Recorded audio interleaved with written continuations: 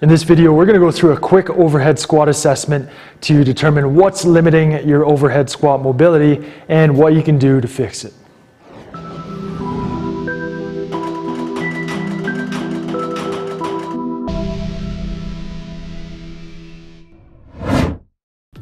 So let's start off with a couple good reps, and I'll point out the good form cues here. So pop the barbell up overhead and make sure you've got thoracic extension without excessive lumbar extension. Okay, so you're not overarching your low back.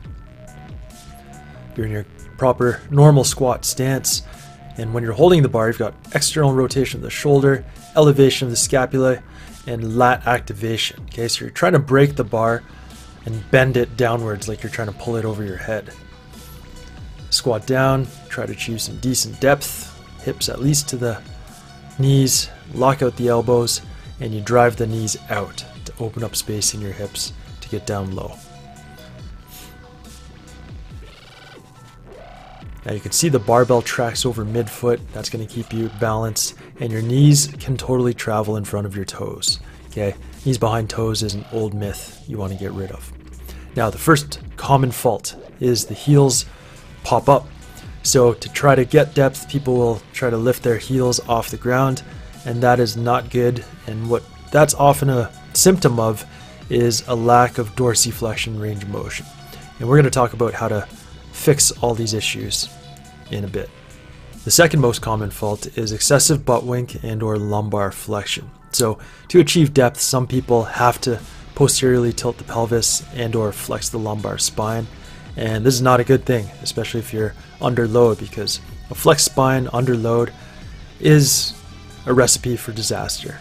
Disc herniations, disc bulges, that kind of thing. So a lot of people attribute this to tight hamstrings, but we'll talk about this in an article afterwards. Now the third most common fault is knees that cave in, aka valgus knees. Now this is when the knees go towards each other, and this is going to put a lot of stress on tissues like the medial meniscus and the ligaments of the knees. So we want to push those knees out. We want to avoid valgus knees, often a result of weak glute medius and just poor movement patterns. And the fourth most common fault is a barbell that drifts forward, or it lands in front of the toes if it were to drop on the ground. Okay, so this is often a result of poor thoracic extension and or overhead shoulder mobility. So definitely need to work on overhead shoulder mobility to get a good overhead squat. So as you can see here, we're going to go through a couple good reps again just so you can see what they look like. Add a little bit of speed. There we go. Thanks for checking out the video. Now if you identified any problems that you need to address, check out the article linked on the next screen. I'll see you there.